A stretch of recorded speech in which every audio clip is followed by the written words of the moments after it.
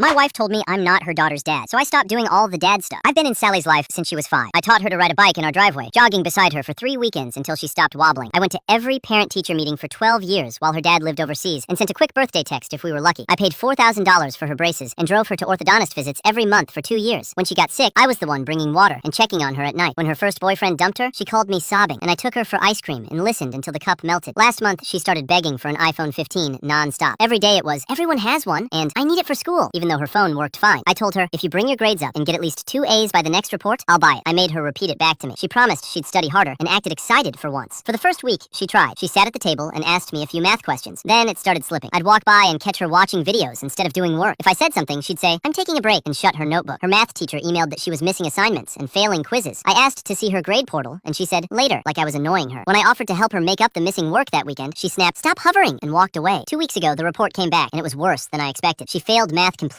and didn't get a single grade above a C in anything else. I didn't yell. I sat her down at the kitchen table, slid the report toward her, and said, no iPhone, not yet. I told her, retake math, show real improvement by finals, and we'll talk. I said this wasn't a punishment. It was us keeping our deal. I even said I'd drive her to extra help after school if she wanted. She exploded anyway. She screamed I was ruining her life, slammed her door, and stomped around the house. My wife backed me up at first and told her rules are rules. Then, Sally locked herself in her room and called her dad overseas, crying about how unfair we were and how she needed that phone. 2 hours later, he called me. I explained the deal and the grades. He cut me off, yelled that I was too strict, and hung up mid-sentence. Right after, my wife's phone buzzed, and she went upstairs to talk privately. I thought that was it. 2 days later, Sally bounced into the kitchen grinning and said, Dad ordered the iPhone. It'll be here in 2 weeks. My stomach dropped. I went to our bedroom and asked my wife what happened to our agreement. She wouldn't look at me and said her dad wanted to buy it, and they decided to let him. I said, why would you allow that after what we told her? She turned to me, cold as ice, and said, stop interfering with Sally's business. You're not her father. I just stared at her. I waited for her to take it back, but she didn't. It felt like the air got sucked out of the room. I stood there thinking about sick nights, homework battles, and all the times I showed up when her dad didn't. I took a slow breath and said, you're right. I'm not her father, so I'm done. My wife blinked like she didn't understand. I said, Sally's almost 18. She has a father, so he can handle everything from now on. That Saturday, she came downstairs in her cleats and asked me to drive her to soccer practice like I always do. I said, ask your father. She stared like she misheard me. The one who bought you the phone, I said, and went back to my coffee. Sunday night, she knocked on my office door with her history book. Can you help me? She asked. I said, your father can help you with that. On Monday, a parent-teacher conference reminder hit my email. I forwarded it to my wife and wrote, Sally's father should attend. Sally asked me to pick her up from a friend's house. I told her to call an Uber or call her dad. My wife pulled me aside that night and said, what are you doing? I said, exactly what you told me. I'm not her father, so I'm not doing father things. Thursday, the phone arrived. Sally stuck to it like glue, scrolling at the table, posting in bed, and staying up past midnight. Her grades kept sliding, and her dad didn't call once after sending it. Then yesterday, she walked up to me bright and excited and said, can you take me to the DMV next month for my learner's permit? We've been planning it forever. I kept my voice even and said, that sounds like a father-daughter thing. You should call your dad and ask him. Her eyes filled fast. But you promised, she whispered. I said, I promised when I thought I was your father. She ran upstairs crying.